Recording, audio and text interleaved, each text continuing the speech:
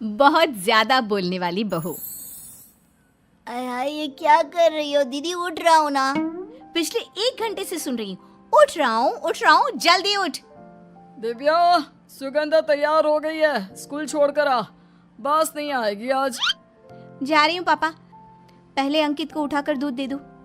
पापा ये अंकित को उठाना जरूरी है, इसकी हर क्लास जरूरी है। पता है पापा, ये पढ़ेगा ना तभी ये ठीक रहेगा, नहीं तो मोहल्ले के लड़के जानते हैं ना आप। अरे सोने देना दिव्या बिटिया, कल रात में थक गया था, पढ़ाई कर रहा था, मैंने देखा था। आपने सिर्फ देखा था, मैंने हर 2 घंटे में इसे कॉफी दी है कि सोना जाए। आज अब परीक्षा है तो उठ नहीं रहा। पापा देखिए ये गलत बात है। कोई मुझे स्कूल छोड़कर आएगा या फिर मैं अकेली चली जाऊं? अरे नहीं, जमाना ठीक नहीं है, मैं चल रही हूँ ना तेरे साथ। दिव्या जो कि खुद मुश्किल से 16 साल की थी, अपनी 12 साल की बहन का हाथ पकड़कर उसे स्कूल ले जाती है।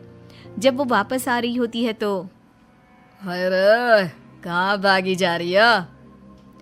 कितनी सुंदर है, मेरी गर्लफ्रेंड बन जा। ये चप्पल देखिए 10 नंबर की है, तेरे मुंह पर पूरी छाप दूंगी, समझा? चल। और हाँ गर्लफ्रेंड, शक्ल देखिए तेरी, कैसा लगता है? सुअर समझ में आता है ना? अभी कितना बकवास बोलती है। चल सॉरी बहन, माफ कर दो। ये है हमारी दिव्या, जिसकी माँ अब नहीं रही। पिता है लेकिन बीमार, और साथ में छोटे भाई बहन। लेकिन दिव्या ने सभी की जिम्मेदारी एक माँ की तरह निभाई। कितना बोलती है ये लड़की, सारा दिन मुंह चलता रहता है। अरे ना चले ना पापा, तो ये दोनों हम लोगों को कुछ ना समझे। पापा देखो छोटी को अभी तक स्कूल से नहीं आई। देखिए पापा, मैं बता देती हूँ, मैं इस घर में नहीं रहूंगी ना तो पता चलेगा आप लोगों को। अरे जरा सा ख्याल नहीं है आपको हम लोगों का, है ना? तभी छोटी आ जाती है। कहाँ गई थी, क्यों देर हो गई? कितनी बार बोला है वक्त से घर आया कर। चिंता हो जाती है, पापा को तो कुछ नहीं, मैं परेशान हो जाती हूँ। वैसे पापा भी होते होंगे, है ना पापा? फिर बताते क्यों नहीं आप, बोलिए। अरे कहाँ देर हुई है दिव्या, 1 ही तो बज रहा है। नहीं पापा, 5 मिनट ऊपर हो गए। वैसे इसके लिए ना पापा किसी को रुकना होगा जो इसे लेकर आए और स्कूल छोड़े। आसपास के बच्चों के साथ जाती है तो देर करती है। कहाँ देर हुई ये अभी तक नहीं बता रही है, पूरे 5 मिनट लेट है तू। छोटी बहन दिव्या के हाथ में एक फूल देती है। दीदी आपके लिए फूल तोड़ रही थी, देखिए चोट भी लग गई। दिव्या माँ की तरह छोटी बहन को गले लगा लेती है। पिता दूर से दिव्या को देख रहे होते हैं, तभी पास की पड़ोसन आ जाती है। दिव्या बेटी नहीं है क्या घर में? शांति छाई हुई है। अरे वो छोटे स्कूल से आ गई है ना, तो उसके कपड़े और बाकी का काम कर रही है। देखिए भाई साहब, अब दिव्या की उम्र शादी की हो गई है तो उसके लिए एक लड़का देखा है। पढ़ने लिखने वाले लोग हैं, घर में योगा का माहौल, बेटी तो राज करेगी, राज। हाँ शादी तो करवानी है दिव्या की, लेकिन उसकी ज्यादा बोलने की आदत। नहीं भाई साहब, ये तो आपको उसे समझाना ही होगा। तभी दिव्या आ जाती है। क्या समझाना होगा? अरे मुझे बताओ, मैं समझाती हूँ।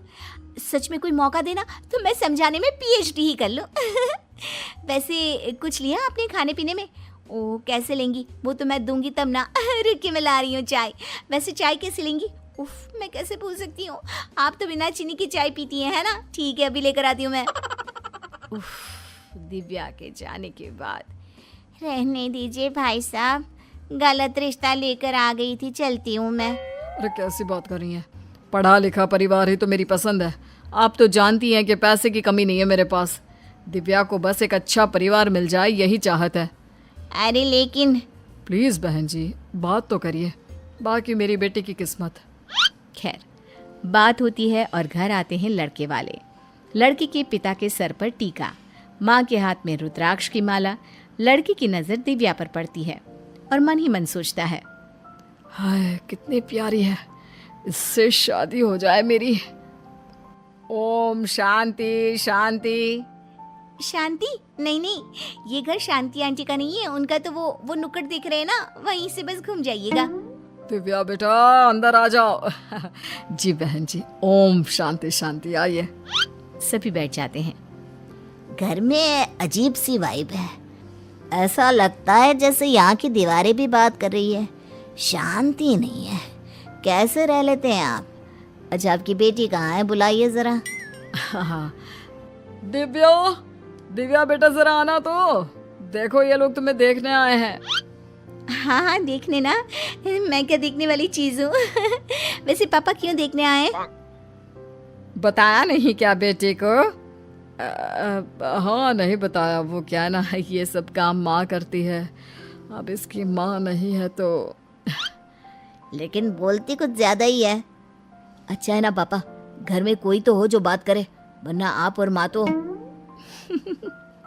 खैर, कहते हैं ना, वही होता है जो ऊपर वाला चाहता है। हो जाती है दिव्या की शादी एक ऐसे घर में जहां लोगों को बोलने से एलर्जी होती है। चाय। दिव्या सास की बात सुनकर बैठ जाती है। थोड़ी देर बाद सास फिर से कहती है, चाय। दिव्या फिर शांत।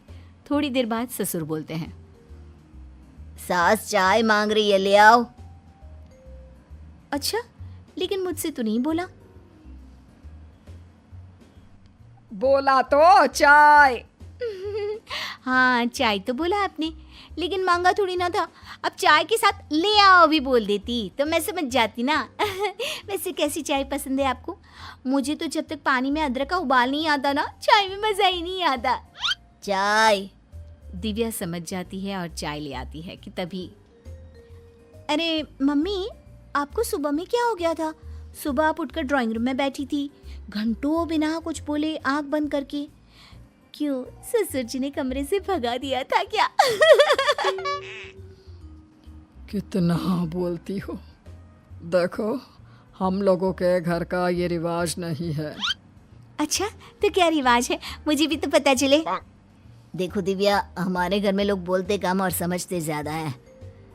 जैसे हाँ, जैसे बोल दो चाय। अब समझते रहो कि क्या। दिव्या का अब ससुराल में मन उबने लगा था।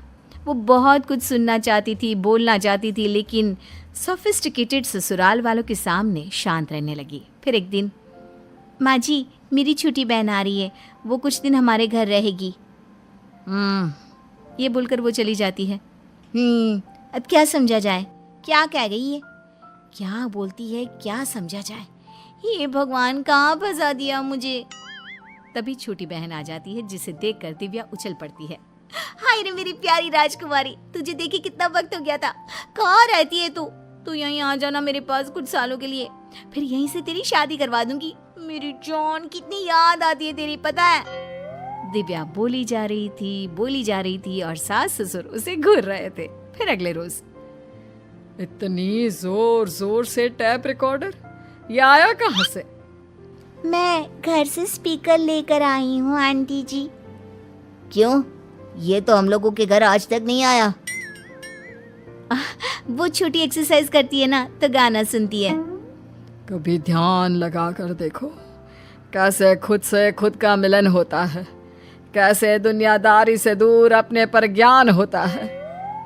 दिव्या और उसकी छोटी बहन सास की बात सुन रहे थे कि तभी एक चूहा आ जाता है और दिव्या जोर से चिल्लाने लगती है, बचाओ बचाओ, कोई तो बचाओ।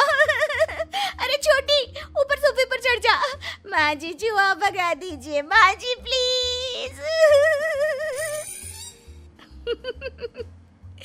दिव्या के चीखने चिल्लाने से सास का पारा हाई हो जाता है और वो, निकलो निकलो घर से, इस घर में तुम जैसी उज्जड़ लड़की नहीं रह सकती। और दिव्या बहन के साथ मायके आ जाती है। लेकिन फिर एक रोज, दिव्या, मैं तेरे ससुराल जा रहा हूँ, तू मेरे साथ चलेगी? नहीं पापा, मेरा वहाँ मन नहीं लगता है। तभी दिव्या का पति आ जाता है। और मेरा तुम्हारे बिना दिव्या, घर चलो प्लीज। सभी घर जाते हैं जहाँ सास, इस बार आई हो तो अच्छे से रहना। अच्छा हुआ भाई साहब आप भी आ गए। इसे समझा दीजिए, इस घर में शांत रहना पड़ेगा और ध्यान लगाना पड़ेगा शांति के लिए।